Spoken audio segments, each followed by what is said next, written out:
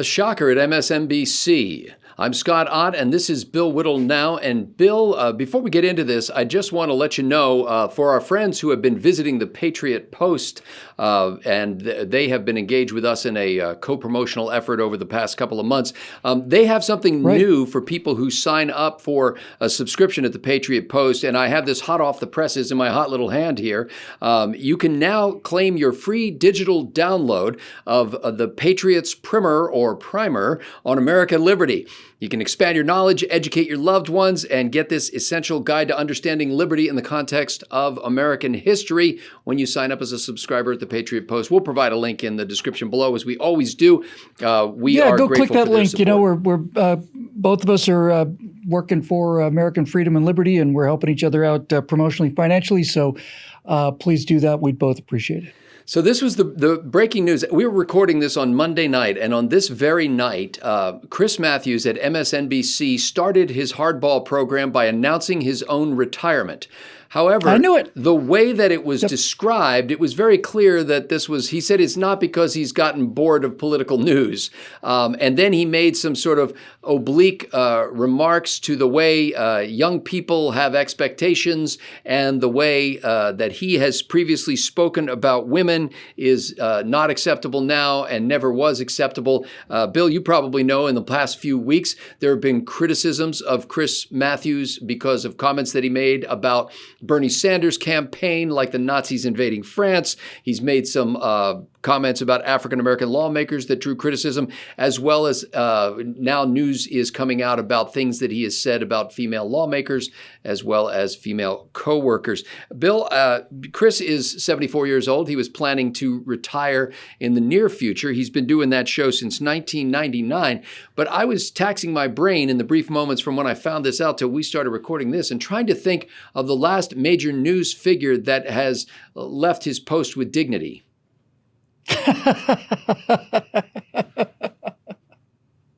Yeah. Boy, I know that's not the subject of this issue, but that alone is just a tremendous historical question. Wow. So this is another one of these combination of things, but basically it's a so-called Me Too movement casualty. Right. And I can, when I first heard about this, I thought, well, I'll bet there will be a lot of conservatives out there who are happy that they don't have to, endure Chris Matthews' harangue anymore. On the other hand, is this really how we want to see the whole media industry go? That people are continually losing their jobs because of things that news guys have been doing for years, but are now considered to be career-ending injuries?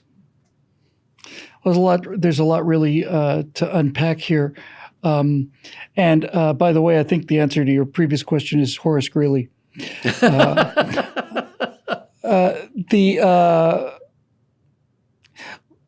let's start with the timing.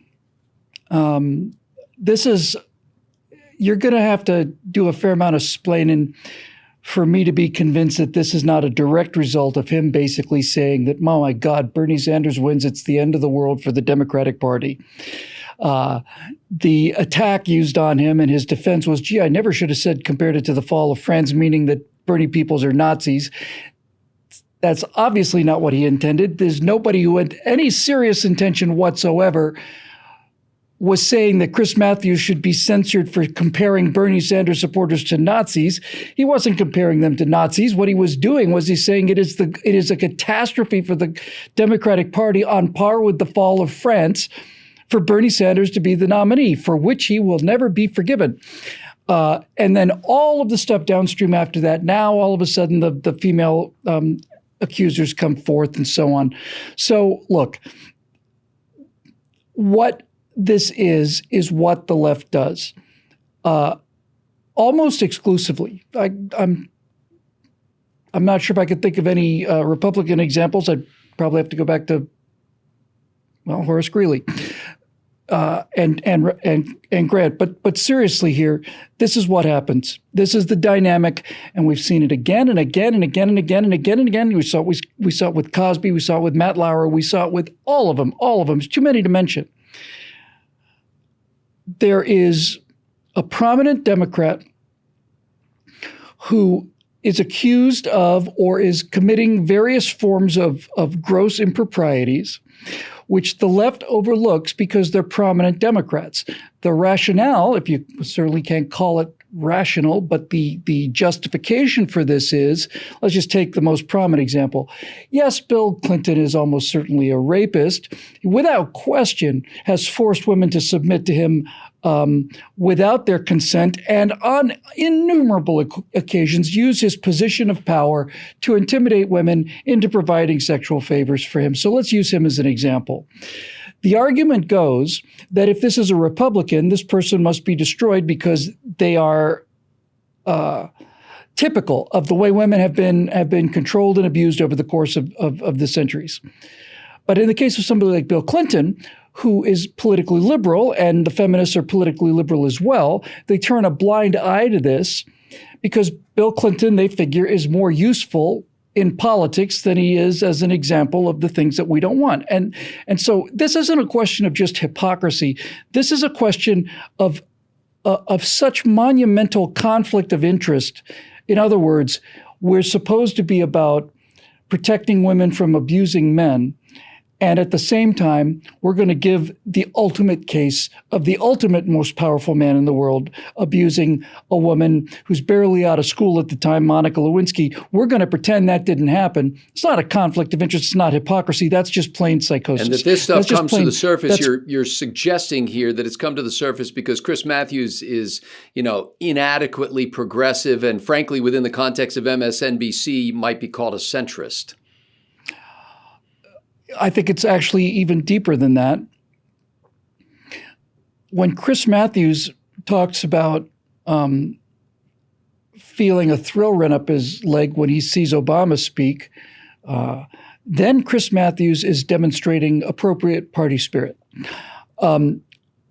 When Chris Matthews compares a socialist candidate winning to a catastrophe for the Democrats, then Comrade Matthews, actually, he's no longer Comrade Matthews, he's simply Citizen Matthews now, has demonstrated that he was not worthy of the trust that the party had put into him. He no longer manifests the correct party spirit. And his token apology is simply part of the procedure prior to his execution.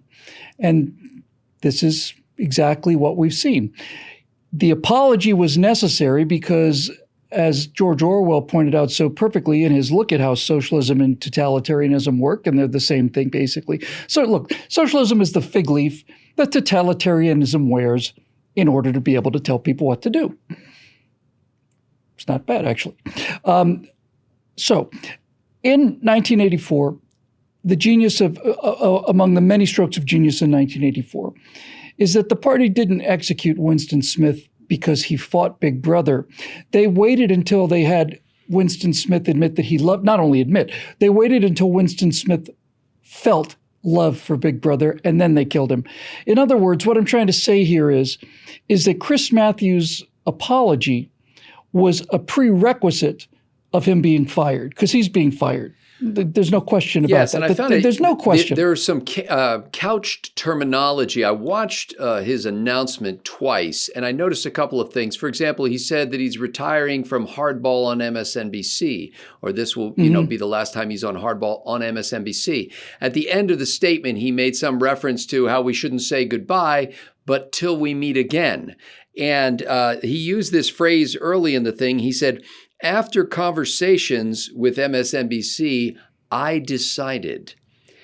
Sure. And it just didn't sound like he decided. Of course he didn't decide. Of course he didn't. When he says, when you can tell somebody is genuinely retiring when they say, "I've been hosting The Tonight Show for 27 years, and in April of next year, I'm going to retire." Well, another way you can tell that, Bill, is when the host of the show doesn't walk off during the first commercial break, and the rest of the show has to be in an impromptu fashion taken over by somebody else because the host is that what gone. happened? That's what happened. He left. Matthews left. He wasn't back after the He first made his commercial statement. break. They went to commercial. They came back and they had some other guy at the desk, and Matthews was gone. Oh boy, I don't think that was scripted. Didn't sound like it. No, that's needless to say. If MSNBC had known that Matthews was going to go on, say his thing, and then leave, that just no. That's a guy who either got into a shouting match or started crying or decided to send the big middle finger to MSNBC. But that looks worse than anything, and it all looks bad. So look, this is how the left functions. You cannot disagree with the left in public. If you disagree in public, especially if you're a representative of the party, then that's an indication that the party might be in error, and the party can never be in error. Because if the party is in error about anything, then it might be conceivably in error about everything. And if the party is in error, you might end up asking questions like, well, why is it that 8,000 murders a year are committed among Black Americans in cities that have been controlled by Democrats for a century? Those kind of questions cannot be allowed to be asked because the party is never in error. And anybody who suggests that it might be is not only going to be removed, but they're going to have to admit that they were wrong first. And now we're down to the brass tacks here. Chris Matthews' apology and everything had to happen before he was fired, before Winston Smith was led down the hallway. He had to admit to himself that he really loved Big Brother. And the reason is that Chris Matthews couldn't be fired until he'd apologized, because his apology is his way of saying, no, I'm sorry. No, the party was never in error. Needless to say, I was in error. And for this, I should be punished. And so that is the dynamic. And the actual bullets are the sexual allegations, which have been in the gun the whole time. This isn't like it's not like Chris Matthews said, oh my God, it's a catastrophe, Bernie wins, it's like the fall of France, and then he fooled around with some woman or treated them inappropriately. He'd been treating them inappropriately for quite a long time, and those bullets were in the gun, in the magazine, ready for the day when they would be needed. Well, and in fact, one of those articles by Laura Bassett, one of his co-workers or a guest, I forget which, on his show, actually came out this past weekend, and by coincidence, I had read that piece. And so when this happened, I had a little context for it. But she was recounting an episode that happened quite a while ago. So this wasn't in the context of the 2020 election. Bill, at the end, I was wondering, here's a guy who was a speechwriter for Jimmy Carter. Here's a guy who was chief of staff for Thomas. I'm just not sure that's something you really want on your resume, but right. By all means, continue. Yes. I'm not saying he coined the phrase malaise, but anyway, he was a speechwriter for Jimmy Carter. He was chief of staff for former House Speaker, Democrat Thomas P. Tip O'Neill, one of the sort of great Democrat House speakers of history. I didn't know that. I didn't know either one of those things. And it seems like now there's just no room in the party for what has become. I mean, we thought Jimmy Carter was a big liberal at the time. He's a conservative by those standards, Yeah. It just seems like there's no room in the Democratic Party for somebody like that. And let me just give you what he finished his piece with. This just shows how old he is. He says, "Remember Humphrey Bogart in Casablanca? We'll always have Hardball." Mm-hmm. Yeah, he probably saw Casablanca for his 40th birthday in the theaters. Yes, when it first opened. Yeah. Look, I want to be crystal clear on this. I saw some of the things. Now, I saw some of the things that the people who claimed the sexual harassment, Me Too thing and so on.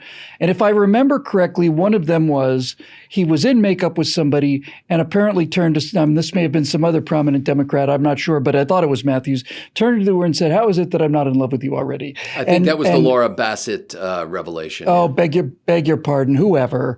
In any event,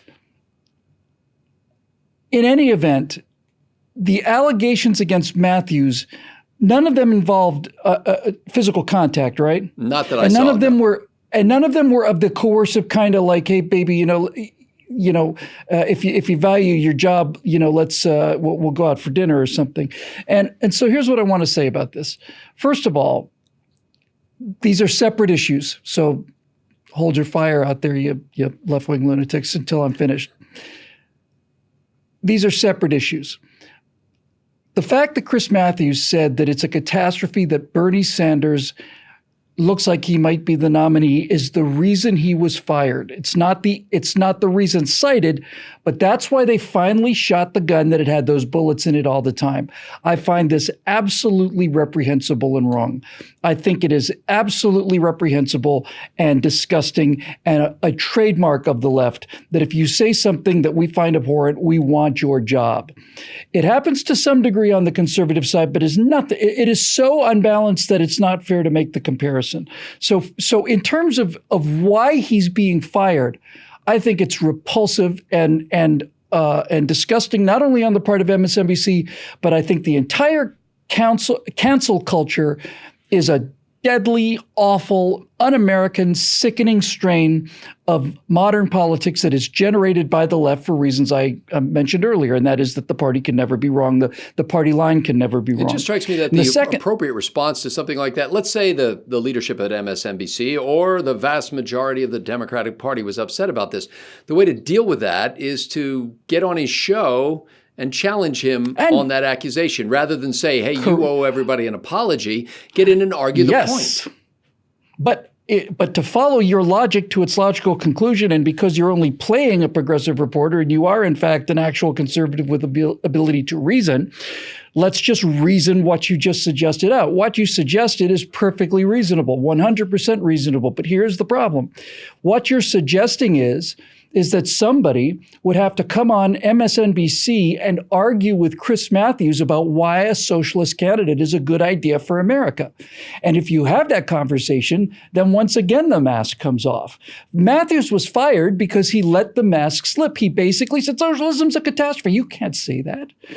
So if you're saying that the only way that they should have handled it was have somebody come on and tell Chris Matthews, no, socialism isn't a catastrophe, socialism's awesome. They can't do that either. This is what happens when your entire philosophy is based on the lie. And the lie is not the socialism. The lie is denying that you want all these socialist things when, in fact, this is exactly what you want. So that's one issue. The other issue I'm going to get into just because I've been a little out of the loop for the last week, and I need a little dose of hate mail. The other issue is this. You know, ladies, somebody touching you, assaulting you, somebody putting your job on the line, that's genuine harassment, that's lawsuit kind of quality. That is absolutely a legitimate complaint, and you have not only a right but an obligation to get those people to court, sue them for everything they're worth, and so on. But if you're the kind of person who says he flirted with me, or he looked at me, or to take the example that apparently wasn't Matthews, but something like I'm in the makeup chair and somebody says, "How is it that you're not in love with me already?" Something along those lines. No, I'm saying that was Chris Matthews. I was reinforcing what you were saying by referencing the Laura Bassett piece that she's the one who said that. All right, so let's go. So I was right then. I thought I was wrong. You were correct, strikingly. Okay. So let's take that as an example. So here's what I have to say to the modern feminists in America. You're going to have to make up your little mind, sweetheart. That's what I have to say. It's going to be one or the other because it can't be both. Either you are independent, powerful individuals with as much ability to withstand criticism and do jobs in the workplace as any man. You're absolute adults and you are entitled to absolutely equal treatment, or you are creatures of such unbelievably delicate emotional makeup that somebody who could make a comment as innocuous as that is one thing. That person making a comment to somebody like that, he's twice your age. I completely agree it's inappropriate, and I completely agree that it's gross and all the rest of it. But for you to then say that I was unbalanced during the rest of my show, what he said upset me so much that it affected my performance on the air. Well, if that's what you're trying to say, then what you're really saying is that women are so emotionally delicate that they simply have to be protected from people making stupid comments. And if that's the case, then you really do need to go out and get some new pearls for yourself to clutch. You got to decide. You got to have it one way or another. Either you are the absolute equivalent of men in the workplace, which means you are as capable of shrugging off obnoxious, nasty, stupid comments and confronting the person who made them by saying, don't ever talk to me again that way. And on the air, Bill, that's what strikes me, that so far, apparently there's not a feminist in America who can stand up face to face to a man who's acting inappropriately, and I'll add this caveat, who's not physically threatening them. That's right. And to go on his show, I mean, if there was real feminism in the Democratic Party, you would think that they would get on that show and say, hey, by the way, when we were just back in the makeup room, what exactly did you mean when you said this? When you said, yes, precisely correct, precisely exactly correct. And so what I'm saying to the feminists of America who are no longer about equal rights for women or equal opportunities for women, the fact that they clutch this 72 cents thing on the dollar argument in the spite of the millions of times that has been mansplained to them. If you're gonna take a position, you got to take a position. And you cannot take mutually exclusive positions because I'm not going to let you. You're going to have to decide which one you are. Are you Captain Marvel, the all-powerful, strong, confident woman who is capable of doing any job a man can do and doing it better? In which case, if somebody says something obnoxious or stupid to you, you turn to them and say, don't talk to me that way again, that's inappropriate, or whatever the case may be. Or you're incapable of responding to this person either in private or on the air. And furthermore, this comment has upset your feelings so much that you not only couldn't do your job on the air, but you were traumatized for weeks and months and years after that. One or the other, kid, one or the other. And when you say things like, oh, well, I think Chris Matthews should be fired because he said something to me that I found offensive and degrading. Well, I don't think you're really ready for the world. I don't.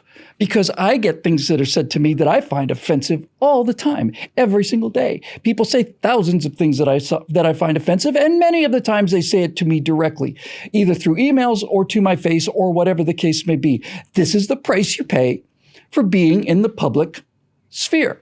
And if you can't stand the heat, get out of the kitchen. Isn't that what feminism is about the whole time? Getting out of the kitchen? If you can't take the heat, get out of the kitchen. If you're telling me that you are so emotionally fragile, and this entire movement is based not on genuine, actual assault, threats, that's an entirely different issue. That's an entirely different issue. But if you're telling me that Chris Matthews said something you found inappropriate and you no longer can function and therefore he needs to be fired, then you are a child and you need to be treated like a child. And maybe you should be pining for the days when women were treated like children as the weaker sex, because you're certainly behaving that way. It reminds me of a group that apologized, I think in the 1980s or 90s, for its historic position on slavery and civil rights. And then a critic responded by saying, basically, well, that's great that they apologized for that. It would have been even better when they had done it, if they had done it at a time when it would have made a difference. And correct. And to rush Chris Matthews out the door at the age of 74 doesn't exactly seem like taking a great stand for truth and righteousness. No, it doesn't. And when he said we'll meet again, what I suspect that means is that if you ever find yourself in New York City, you very likely will find him sitting next to Keith Olbermann on the same bench, feeding the pigeons. And continuing to defend a philosophy that does this to people who express their opinion about things.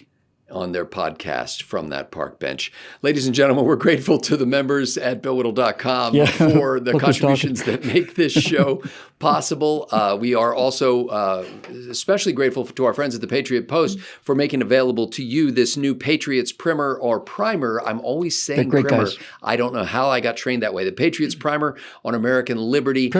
Check that out in the link below and get yourself one. So for Bill Whittle, I'm Scott Ott. Thanks for watching.